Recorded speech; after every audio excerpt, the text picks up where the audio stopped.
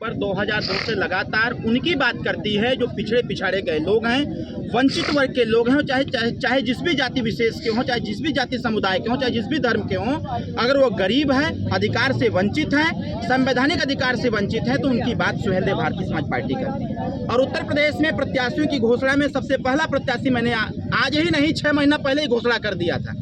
आज तो मैं कार्यकर्ताओं आज कार्यालय उद्घाटन में आया हुआ था और कार्यकर्ताओं को बताने आया था कि सुहेलदेव भारतीय समाज पार्टी के समर्थित उम्मीदवार जो राहुल जी हैं उनका सहयोग करना है, जाकर के माननीय ओम प्रकाश राजभर जी के विचारों को घर घर बताना है कि ओम प्रकाश राजभर हमेशा सड़क से लेकर सदन तक जो बिजली बिल माफी के लाए जाते हैं, फ्री इलाज की बात करते हैं, फ्री शिक्षा की बात करते हैं, पत्रकार आयोग की बात करते हैं, पुलिस की सुरक्षा की बात करते हैं, पुलिस के अधिकारों की बात करते हैं, सर्वांगीण विकास की जो चर्चा करते हैं, उनके इस विचारधारा पर आपको वोट करने की आवश्यकता है, न कि जो लोकतंत्र में या फिर उत्तर प्रदेश चुनाव में या देश के चुनाव में जिसका कोई विकल्प नहीं होता है, दारू मुर्गा शराब लेकर के जो मतदान करने का प्रोपेगेंडा लोग फैलाने का कार्य करते हैं, इससे निजात पाने की आवश्यकता है। इसलिए विचारधारा को देखते हुए वोट करने की आवश्यकता है। सरकार कह रही है कि विकास की गंगा बह रही है, आपने इस विकास की गंगा को देखा क्या कहीं? गंगा तो सूख रही है, अभी मैं आ रहा था, घाघरा भी सूख रही है, गंगा भी सूख रही है।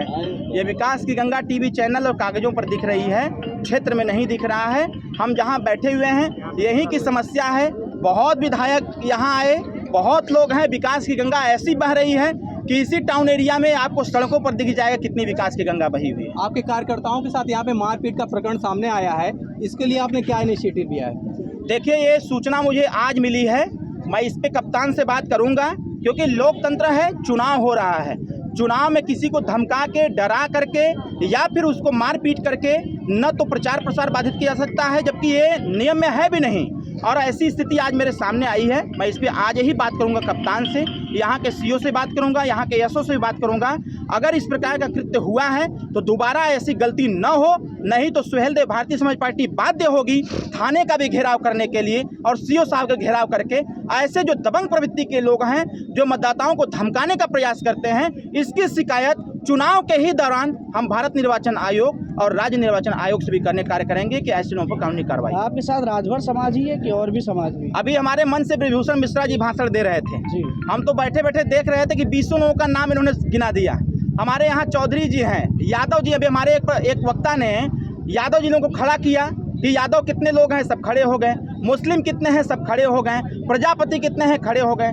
सुहेलदेव भारतीय समाज पार्टी ये सबको लेके चलने का कार्य करती है। सभी वंचित वर्ग के लोग इसमें हैं, हमारे साथ सभी लोग हैं। इस लाइन से लेके यहाँ तक आप देखेंगे तो राजभर भी हैं, पंडित जी भी हैं, चौहान जी भी हैं, गौतम जी हैं, ब्राह्मण जी हैं, चौधरी जी हैं, सभी लोग हैं इसमें। ऐसी बात नहीं है, ये राजभर की पार्टी नहीं है, ये सबकी पार्टी है। सर, एक अंतर्राष्ट्रीय मुद्दा है, चाइना बार बार जो है घुसपैठ कर रहा है, भाजपा कह रही है कि हम उसको पीछे खदेड़ रहे हैं। कितनी सत्यता है, क्या इसमें है? सिर्फ राजभर रेजिमेंट बना दें, सिर्फ राजभर रेजिमेंट बना दे सरकार और चाइना बॉर्डर पर राजभर नौजवानों को खड़ा कर दे, मैं कह रहा हूं 20 किलोमीटर अंदर खदेड़ के आ जाएंगे हम लोग।